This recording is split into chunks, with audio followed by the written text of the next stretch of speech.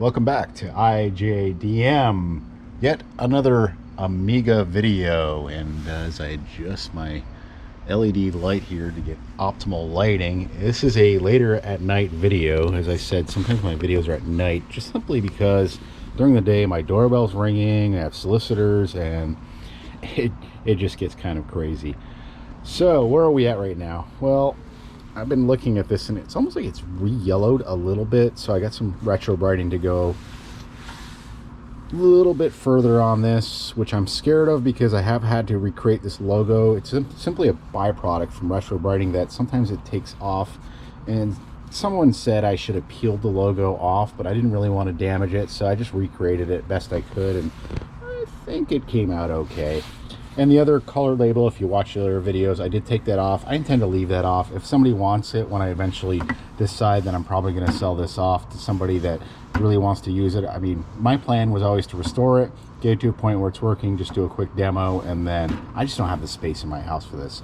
The cover has been repainted. I said I'm not quite happy with it, but I mean, I could do a little more work on it and make this cover. But I mean, the paint is almost identical to what it was when it was brand new, and it matches up pretty good.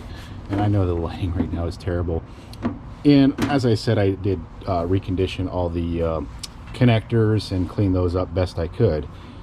So where we're at right now with this, here's the question, and that's the big question of the day, and been asked this a few times. I'm at a standstill with this unit simply because the person I got it from, I really don't want to bother them because they were nice enough to just donate this to me, give it to me, and I really don't want to bother them to the point where I'm hassling them. I am waiting on the keyboard, which the keyboards for these can run up to $200, $250, sometimes $400 on eBay just for the keyboard. And I believe you can use any of the Amiga keyboards, but I'd rather have a 2000, 3000, 4000 series one because I think it matches up better with these actual units. I have been told there's adapters you can buy that allow you to connect a modern day keyboard to it, but I mean, really, I would want to keep this vintage, and I really wouldn't want to hook anything up to it that I'm not sure of. The other issue is I do have the 1084 monitor. I will feature that, I promise, in a future video. That has been cleaned up and is working fine, except for the power button on it. The toggle button doesn't stay in, so I have to tape it down so that it stays down because the little clicker inside's broken. And the only place I can get it, the actual power switch from, appears to be someplace in Germany, and it's not cheap with shipping and everything. So I'm waiting on the power switch for the 1084 Commodore monitor that supposedly matches with this unit, and it looks pretty good. It is, of course, missing the door, but somebody said don't put the door on. That's the way most of them looked back in the day, so we'll see on that one. But let's take a look at something a little different here. Here is, and I got to be very careful with these things, and I've had them stored away. I cleaned them up, I stored them away. They are in sealed bags, and these are, well, if I don't get too much of a glare, these are the video toaster cards.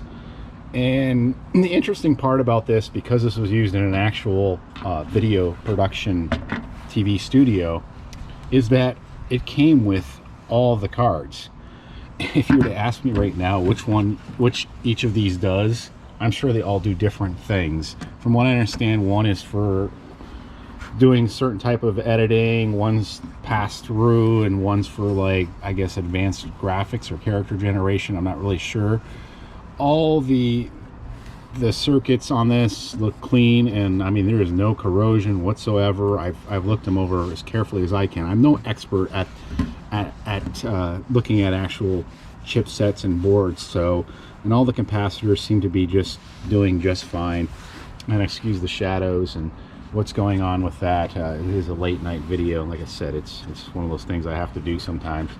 I did clean up the contacts on these things, and I mean, they came out. You can see a little bit of shine off the light there.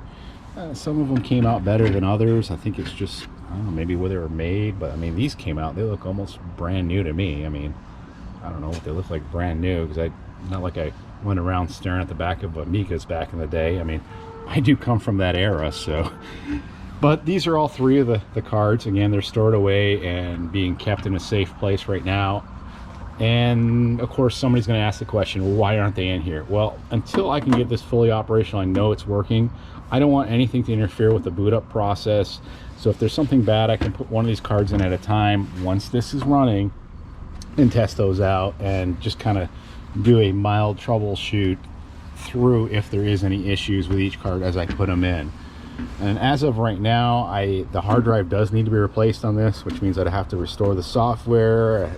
There's a lot of work involved with this unit, so just be prepared if somebody donates you one, or you decide you want to buy one. It's gonna be a project, and I knew it was going to maybe be something more than I could basically handle, and at this point maybe it is. And I've been told, you know, I probably should replace the caps in it, do this and that, but all the caps, I've looked them over with a magnifying glass, and there is one little bad area. I've cleaned it up a little bit more since then via somebody's comment, but I have cleaned that up and made sure that it's not going to go any further than it is. So, and it does power on. I'm not going to do it tonight, but it does power on. So far I'm gonna have to say 80-20. That 20% of the time I just get a flashing light. The other 80% of the time I do hear the power supply kick in and the hard drive tries to kick on. But as of this point, that's where we're at with this project, and it's just kind of at a standstill. And yeah, I could just go out and buy the parts and stuff, and I don't like asking people to make donations, and I don't like asking for money to do anything or anything like that. So I'm just kind of relying on my buddy to come through for me, or I can maybe find a good deal somewhere on the internet to find a few of the parts I need to get this going and have it running. I realize I could probably buy a VGA adapter for probably $10, but again, I don't want to do anything that could mess with this computer at this point. I'd rather use all the OEM equipment on it and not take any chances. And then whoever inherits it later on down the road and decides to purchase it, then they can make the modifications they want and put the solid state or whatever in there, which I may have to do that part of the conversion because I know that hard drive, there's just no way.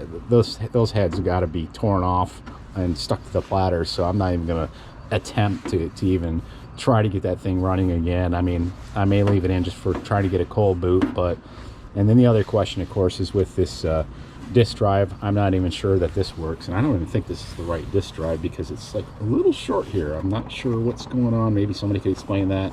And I know some of them you can put a CD-ROM. Some of them have I have seen pictures of them that have it looks like some kind of tape unit, or I believe floptical is what it's called. Not really sure, but just an update on this, and that's where we're at. So just keep tuned, and I'll try to do another video in the next few weeks, and if I have anything, or maybe do something more in depth on the actual monitor that I did clean up. And at this point, I'm happy with the way it looks. I just would like to retrobrite this a little bit more and get a little more of the yellow out. When I was finishing it up, the weather was cooling down, and I just wasn't getting the sunlight I needed. So I'm gonna try a slightly different process, and if I have to recreate this dang logo again, then that's another story for another time. But there's where we're at. The Commodore Amiga 4000 with video toaster cards. That is all. Be sure to subscribe and like the video, and keep in mind there is other videos on retro tech on this channel, or I should say playlist, because it's actually on one of my other channels right now, but eventually we'll take a look and see how we're doing, and if it litigates having a new channel for all these videos, then we'll go ahead and do that. But for now, just look up the playlist on my current channel and just go under IJDM. I also have stuff with restorations and reviews too that you can take a look at. That is it for now. Have a great night.